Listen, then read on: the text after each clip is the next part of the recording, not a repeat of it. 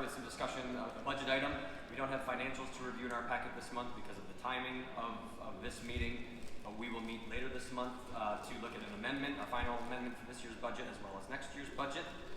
Bond construction updates, or check-in briefly. Ada Vista and Pine Ridge are ongoing. The Eastern Middle School entrance has commenced. As a reminder to everyone, the Knapp Street entrance to Eastern Middle School is closed for the summer, and that work is expected through next spring. The paving projects are already underway. I drove through Pass Central on my way here, and that's already torn up. So those are happening throughout the district. Forest Hills Northern and Eastern athletics, which we'll talk more about later, are about to begin this summer. The Aquatic Center is entering the drafting phase, the rendering phase, so we got to look at a couple of very rough, very initial actual drawings of where things could be spaced or sized. So that's moving along, and Central High School as well has some initial drawings for the first floor. So many projects moving ahead. A brief update as well related to the cell tower or the connectivity problem over at Forest Hills Eastern Middle and High School. A lot of work has happened over the last couple of months to learn more.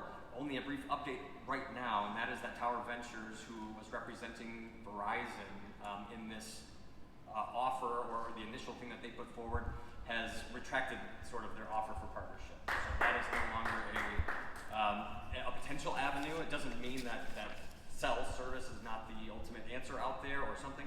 It just means we have to go back and continue to gather more information. So more to come on the months ahead. It is still a priority, still a problem that needs solving. In terms of action items for us tonight, there are quite a few. A number of curriculum items that I'll let Mrs. Tryon describe in more detail. But in terms of costs, there is consumable materials for special ed math from for the Number Worlds program for an amount not to exceed $52,400. That's coming out of our ESSER 3 equalization. There's also MLL materials, a number of things involved with that. Total package not to exceed $180,000. That is split a little bit between the ESSER 3 formula and our general fund.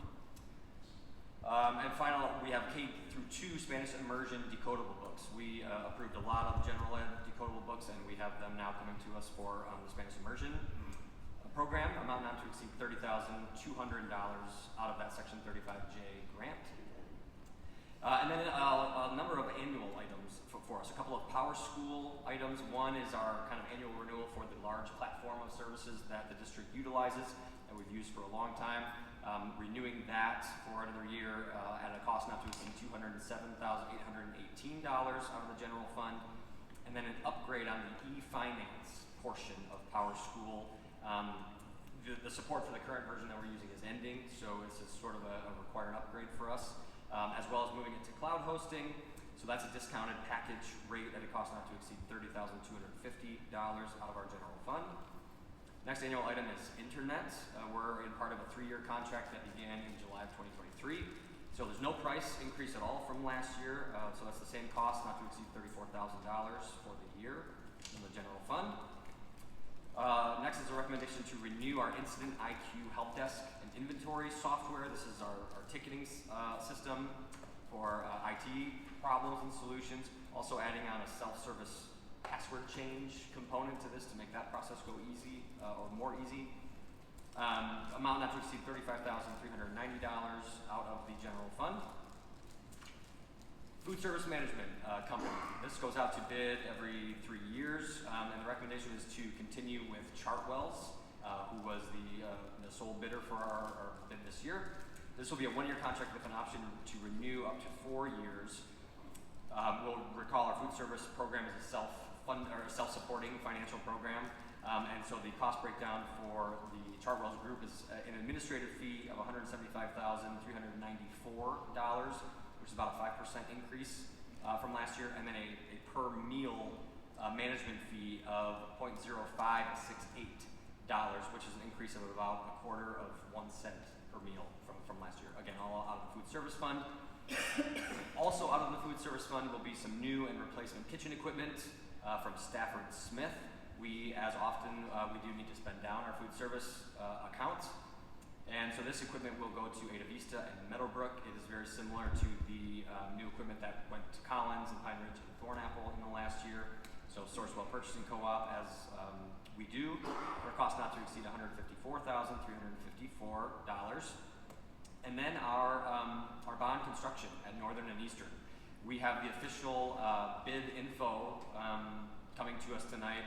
A lot of information in the packet that we saw. Starting with Northern, this is for the new auxiliary turf field in the bowl across from the middle school there. 12 bid categories, 45 total bids. The recommendation is for the low bidder in all categories, except for category 6, which was the metals category. The low bid was retracted because it was incomplete. Otherwise, the total cost for approval is $4,589,960, which includes everything, contingency, conditions, allowances, and this is about $1 million under the original projected budget. So this is obviously coming out of capital projects.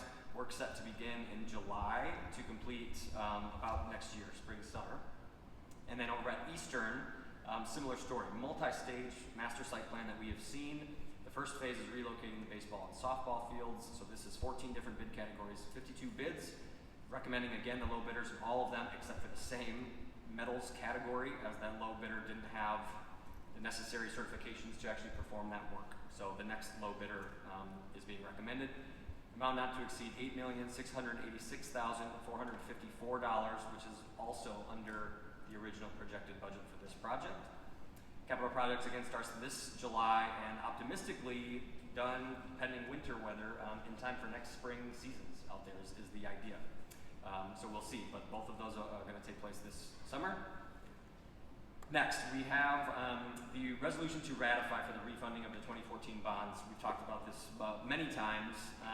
In March, we were able to authorize refunding the bonds for an aggregate $20,500,000 of the remaining 2014 bonds to pay those off in 2025 instead of 2029, saving our community taxpayers an aggregate $890,000.